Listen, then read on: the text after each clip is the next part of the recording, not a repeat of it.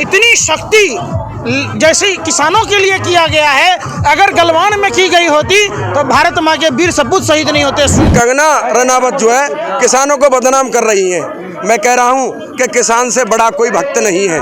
हरियाली और देख बसंती और मंद मंद मुस्काए और तीन रंग से रंगा तिरंगा लहर लहर लहराए। अगर ये डरे नहीं होते, सहमे नहीं होते, गलत नहीं कर रहे होते तो आज तक के इतिहास में इस तरीके के गंदा कानून लाने की जरूरत पड़ी थी क्या? जब बोलता था, जब उन्होंने अपने फिल्म का प्रचार करना था कि सरदार ये हैं सरदार वो हैं, आज अक्षय कुमार कहाँ हैं? एक लफ्ज भी उन्होंने एक बार भी ट्वीट किया कि इतने हमारे किसान भाई शहीद हो रहे हैं यहाँ पे।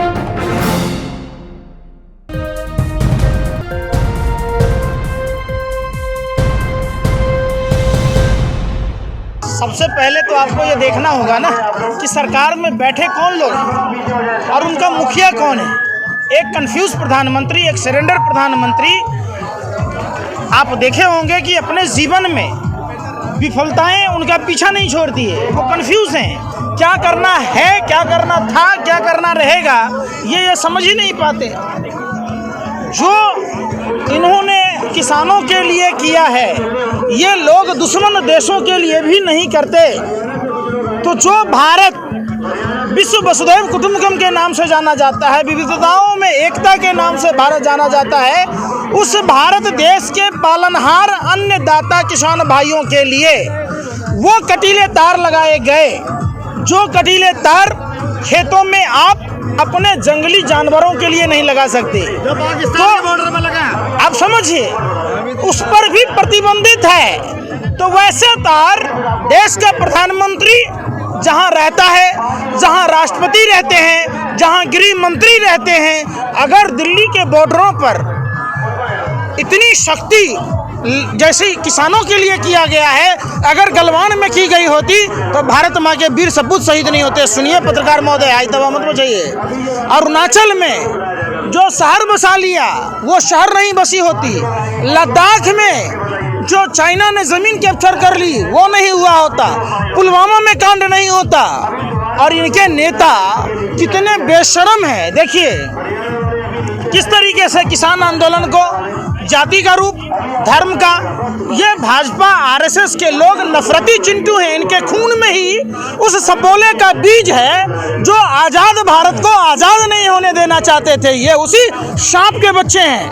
अगर उस सांप के बच्चों का फन अगर देश में कुचल दिया गया होता, जिसको सरदार पटेल ने आरएसएस के लिए देश को खतरा बताया, सुभाष चंद्र बोस ने बताया, जिस आरएसएस वालों और हिंदू महासभा के लोगों के कारण भगत सिंह जैसे क्रांतिकारी को जेल के अंदर जब सजा हुई और फांसी के फंदों पर झूमना पड़ा, शरसादी लाल कौन था? ये सवाल उठता है। आप बताइए, वो इतने बड़े बड़े हुक लगाने की जरूरत थी है? अगर ये लगाए होते पाकिस्तान के बॉर्डरों पर, चाइना के बॉर्डरों पर, तो एक समझ में आता। ये इंटरनेशनल बॉर्डर है। कंगना कह रही है ना खालिस्तानी लोग बैठे हुए हैं। किसानों ने देखिए, किसी ने कंगना का अंगना जोताया और वो किसानों पर मुंह फुला के बैठी है। तो ये तो कंगना का अंगना किसने जोता, ये कंगना को पता होगा। किसी भाजपा आरएसएस के नेता ने जोत के आया होगा।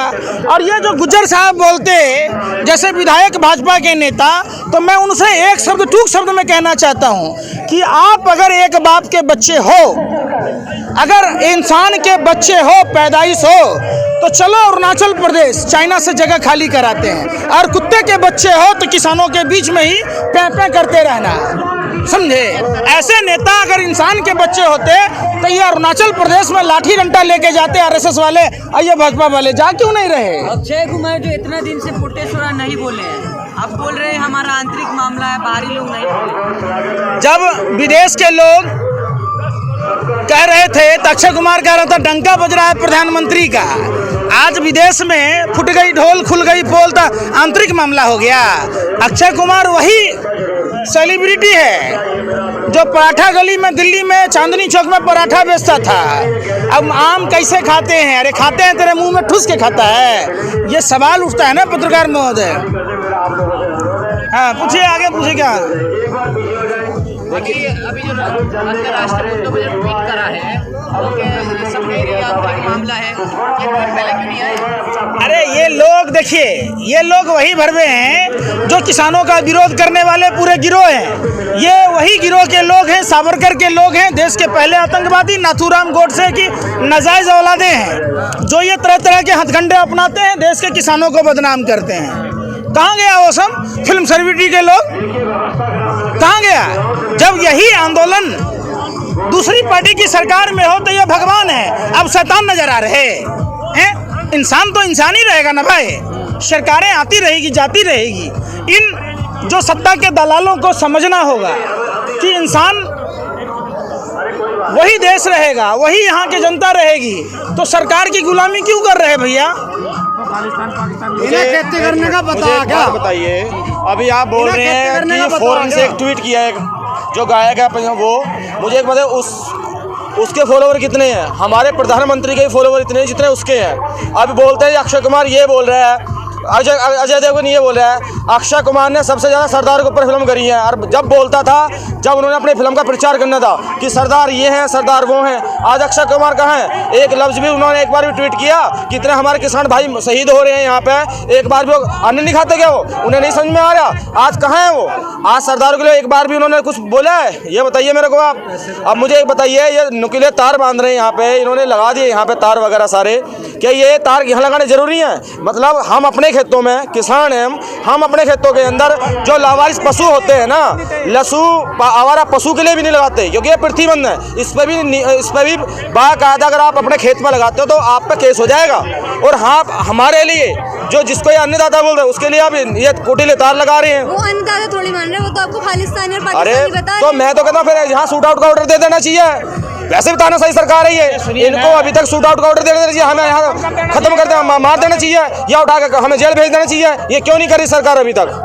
ये जो जुमलेबाजी कर रहे हैं, बहुत जुमलेबाजी होगी। ये अधिकार किसने दिया? आप बताइए। ये तारबंदी चीन के बॉर्डर पे क्यों नहीं होती? सुनो, गायब हो जाता है ना, आपने कहा ना ऐसे ही ये सरकार आने वाले टाइम पे गायब हो जाएगी। जैसे कि अभी कहा है बिहार की सरकार ने और उत्तराखंड की सरकार ने बोला है कि आप कमेंट तक करोगे ना एंटी विरोध एंटी सोशल तो आप लोगों को उठा लिया जाएगा, आपको नौकरी नहीं दी जाएगी, लाइसेंस नहीं बनेगा आप लोगों का। इस पर आप क्या कहेंगे? चोर के दाढ़ी में तिनका। अगर ये डरे नहीं होते, सहमे नहीं होते, गलत नहीं कर रहे होते तो आज तक के इतिहास में इस तरीके के गंदा कानून लाने की जरूरत पड़ी थी क्या? आप बताइए ना। आप समझिए कि कहीं ना कहीं एक साजिश षड्यंत्र प्रयोग के तहत देश बेचा जा रहा है। जब देश में आपने बजट में देखा होगा, शिक्षा के बजट में कटौती हुई, तमाम बजटों में कटौती हुई, कृषि जो मिलता है स्मृति योजना के तहत उसमें कटौती हुई, तो जब सरकार के पास बजट पेश करने के लिए पैसे नहीं हैं, सरकार की जो राजकोषीय घाटा है 10% तक है, तो क्या नए संसद भवन बनाना जरूरी था? क्या अपने लिए फ्लाइट लेना जरूरी था? कैसे? क्या कहा? अरे कैसे होगा? डीजल पर 4 रुपया उपकर लगा दीजिएगा तो आई दुगुना होगा। मैडम आप समझाइए। पत्रकार खाली किसान थोड़ी यूज करते हैं और भी जनता यूज करती है। बात ही नहीं समझ रहे। एक लिखा है कि किसानों को 4 रुपये का उपकर नहीं लगेगा। क्या किसानों के लिए डीजल में सब्सिडी है? या तो फसल दुगने रेट पे बिके तब दुनिया होगी, या पैदावार दुगनी हो तो बढ़ेगी। जब दोनों में से कोई नहीं हो रहा तो मैं ये पूछना चाहता हूँ कि कौन से मास्टर हैं वो जो दुगनी आय कर रहे हैं। एक चीज और कहना चाहता हूँ कि कंगना रनावत जो है किसानों को बदनाम कर रही हैं। मैं कह रहा हूँ कि किसान से बड़ा कोई भक्त नहीं है, और मैं अपनी 2 चंद लाइनों के माध्यम से कहना चाहता हूँ। बोलिए। कंगना जी देश हमारा, अपमान नहीं करूंगा, बेटी है हमारी है, भूल रही है। कंगना जी दे, हाँ थोड़ा जगह दो। कंगना जी देश हमारा और जो भारत कहलाए, और 3 रंग में रंगा तिरंगा, लहर लहर लहराए लहराए लहराए। कंगना जी देश हमारा, ऐसा है हमारा देश कि गंगा जमुना पावन धरती और हरी भरी है फसलें। गंगा यमुना पावन धरती और हरी भरी है फसलें, और जब किसान का बहे पसीना हीरे मोती उगले और हीरे मोती उगले, हरियाली और देख बसंती और मंद मंद मुस्काए, और तीन रंग से रंगा तिरंगा लहर लहर लहराए लहराए लहराए, ये कंगना देश हमारा ऐसा देश है। सारी चीजें बताऊंगा। सभी अहम खबरों के लिए न्यूज़ MX को सब्सक्राइब करें, साथ ही बेल आइकॉन को जरूर दबाएं। लाइक शेयर कमेंट करना ना भूलें।